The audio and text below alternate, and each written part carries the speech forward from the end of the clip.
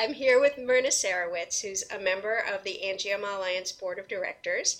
And I'm just going to be asking her a couple questions today about her experiences with cavernous angioma and also about the project that she's working on for us. Myrna, can you tell us a little bit about how you came to be diagnosed with cavernous angioma and what has happened since then? Absolutely. This started in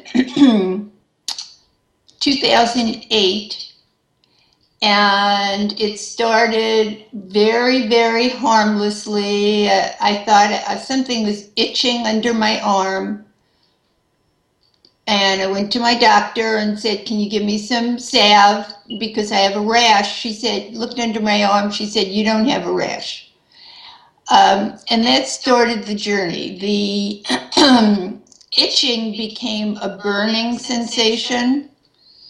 And so I went to my chiropractor, and he did all the things he's always done in the past to relieve pain, and nothing helped, because I do believe in alternative medicine if that's at all possible. So after a couple of months of seeing him, and it wasn't working, the next symptom I had was this incredible headache, but like no other headache I had ever had. It started in the back of my head and felt like my head was in a vice. And then my blood pressure went extremely high. I've always had normal blood pressure, never been on blood pressure medication. So I ended up in the emergency room many, many times. They had no idea what was going on. They just gave me medication to regulate the blood pressure. So that went on for about 6 more months. Then I had numbness around my waist and went to many different doctors. Nobody diagnosed me until I got to the University of Chicago and saw a wonderful neurologist. This was about 2 years after the symptoms started, and he finally said, "I think you need a spinal MRI." Once they did that and the EKG and everything, they found a cavernoma. I was so happy because they found something, but then I began to realize this was not a simple thing. So I went to 3 different neurosurgeons, had 3 different opinions. 2 did not want to operate, and 1 did. And I just wanted the pain, the burning sensation, and everything else to go away.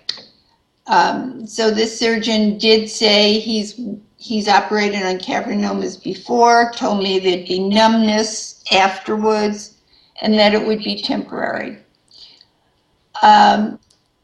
So I recovered pretty well from the surgery, had rehab, wonderful rehab therapists who taught me how to walk again, how to go upstairs, gave me some balancing because my balance is off.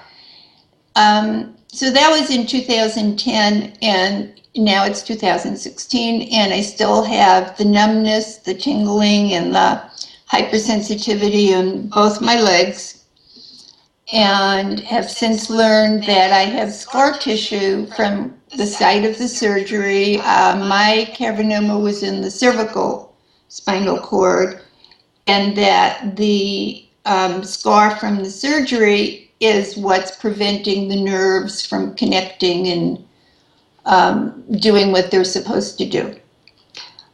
So that's where I am. I'm learning to accept, although it was not an easy journey. I went through a lot of anger at the surgeon for not giving me all the information. I went through depression for a while. I was just so upset. But now I'm learning to,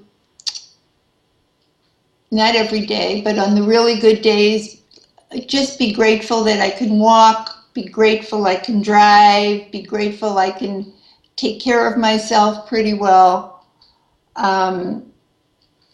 and that's where I am.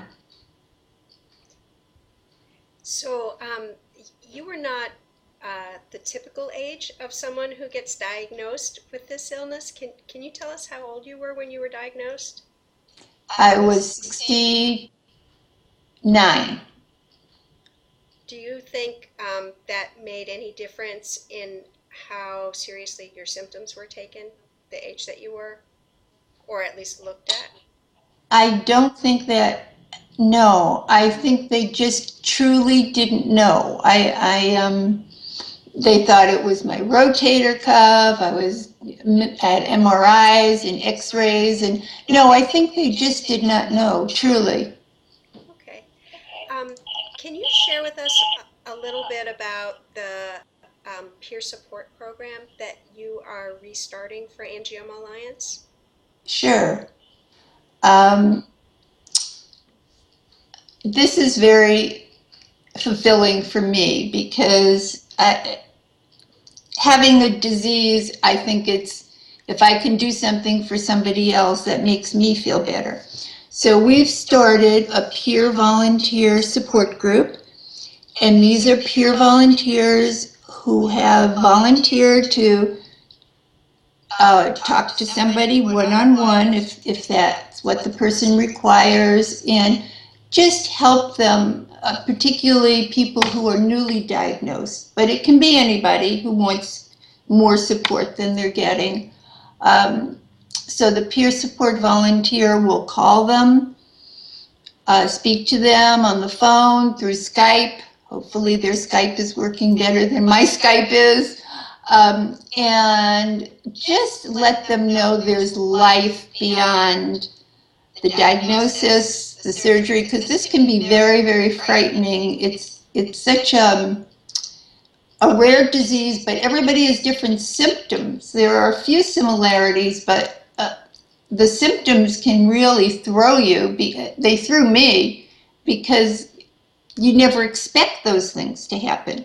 So the peer volunteers are there to support people and to give them hope and to know that they can continue with their lives as best they can, because I think one of the difficulties is knowing that physically you can't do everything you used to do, and learning that you have to adjust your life to that.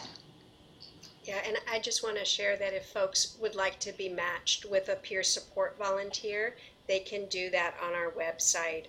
They just need to go to angioma.org/peer, P-E-E-R, and there's a form that they can complete. Is there anything else that you would like to share before we end? Just that being in the Angioma Alliance has helped me to know, number one, I'm not alone. Number two, I'm not the only person who has numbness, because if I describe it to my friends and even my family, they try to understand, but they really can't. It's a fantastically warm support group, and I think everybody in the group really wants to help each other. And I recently went to a Red Sox game, and it was just so much fun being on the field and just being there. So it's a great group, and I'm just grateful I found it. I do want to say I thought at first it was just for brain cavernomas, but I have recently found it's for spinal cavernomas as well. Well, thank you very much for joining us and talking with us today. I hope everyone else